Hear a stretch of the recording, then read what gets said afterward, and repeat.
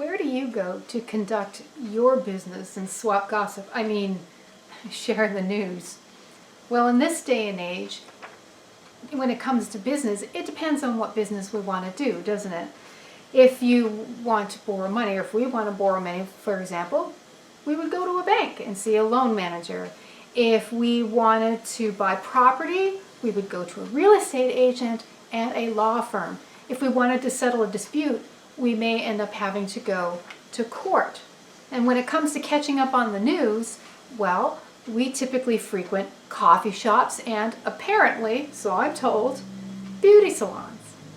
In the ancient Near East, most news was shared and most business was done at the city gates, the front of the gate. And we see an example of this in Genesis chapter 34, verses 20 to 34, where Hamor and Shechem are trying to convince the men to get circumcised because Shechem wants to marry Dinah, Jacob's daughter, and he's trying to sweeten the deal by saying, oh, you know, if we get circumcised, then we can take their daughters in marriage, and they'll take our daughters in marriage, we'll become with people, and what they have will become ours because we can do trading and all of this. So business was done at the gate.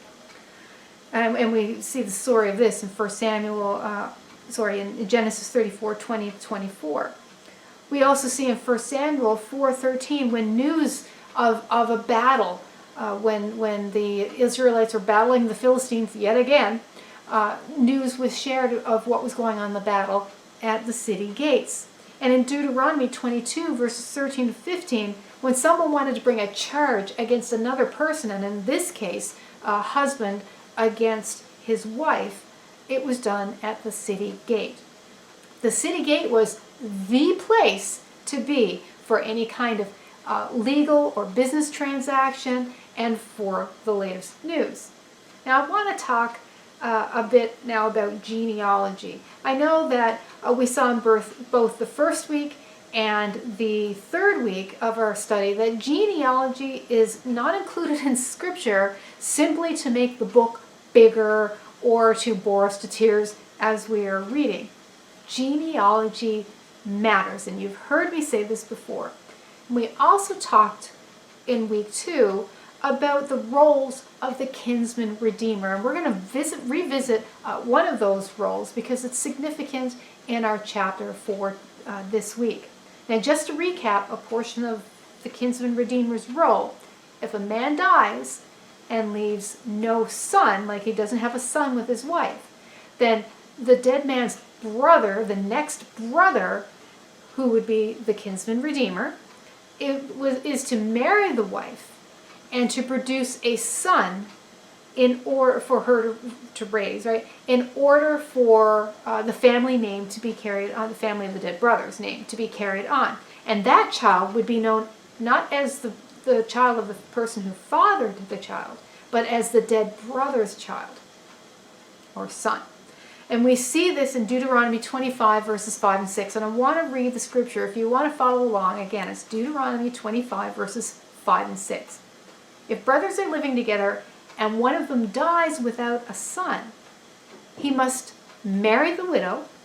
His widow must not marry outside the family.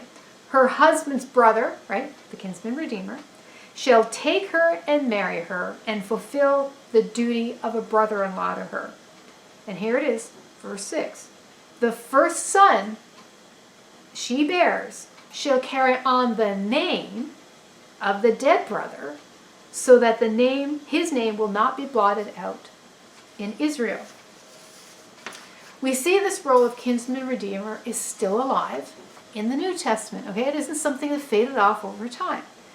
In Matthew 22, the Sadducees are once again trying to trap Jesus, as everybody is always trying to do. But I want to take particular note of what it says in verse 24. So that's Matthew 22, verse 34. It says this: "Teacher," they said, "Moses told us that if a man dies without having children, his brother must marry the widow and raise up offspring for him." Okay, so there it is again in the New Testament.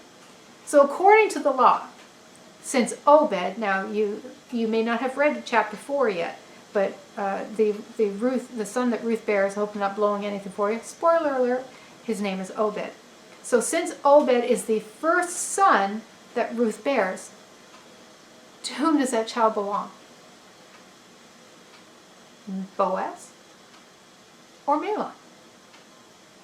Well, by law, the child should be known as the son of Mahlon, right? The son of the dead man. However, who's listed in the genealogy at the end of Ruth? Keep that in mind. You can also check out the genealogy listed in both Matthew chapter 1 verse 5 and Luke chapter 3 verse 32. As you know, those two genealogies differ, and if you don't know why, I'm pretty sure I got into that in one of the earlier sermons, and we can talk about that if you'd like to know. You can just send me a question about that, and we can get into that then. But take a note of those genealogies. So if you see them, you will see that the child is in the genealogy, the child is not listed as the son of Mahlon. He's listed as the son of Boaz. So not reckoned with the dead guy, but with the actual father. So what's up with that? What's going on there? Well, maybe Boaz is just a really godly man, and God reckoned him with the genealogy. God wanted to follow the lineage of Boaz. Or maybe the first child, though considered the son of the dead man in terms of physical property, like the land and all of that, birthright and whatnot, is still reckoned as the son of the biological father when you're talking actual genealogy. I'm really not sure. Those are the only two options I can come up with, but it's something to keep in mind. Maybe you can think of another option. But as I've said before, genealogy is very important in ancient Near East Israel. It is important to know and be able to recite your heritage right back to Adam and obviously ultimately God. Interestingly, this genealogy in Ruth 4 only goes back to Perez. That would be the son of Judah, the one that Tamar, did you read Genesis 38 last week? The one that Tamar bears Judah, or one of the ones. She has twins. Anyway, depending on when this book was written, it may simply be just to show the lineage to Judah, because after that you kind of know what's happening from there. But what is so significant about the tribe of Judah? Like, why just go back as far as Judah? Well, it's the tribe of Judah is the one through whom God said that kings would come, and even the long-awaited Messiah. Consider Genesis 49, verses 8 to 10. When Jacob is getting ready to die, he has all of his sons come in and he blesses all of his sons. And this is a partial blessing, a prophetic blessing to Judah.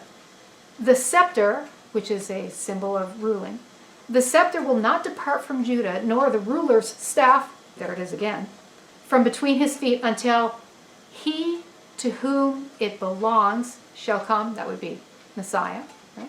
And the obedience of the nation shall be his.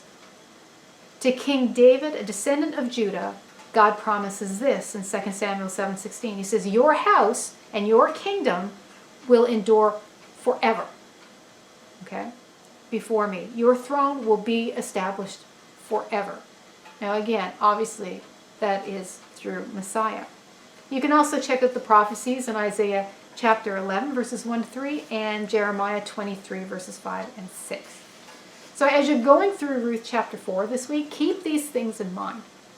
Enjoy your studies, and do not gloss over the genealogy.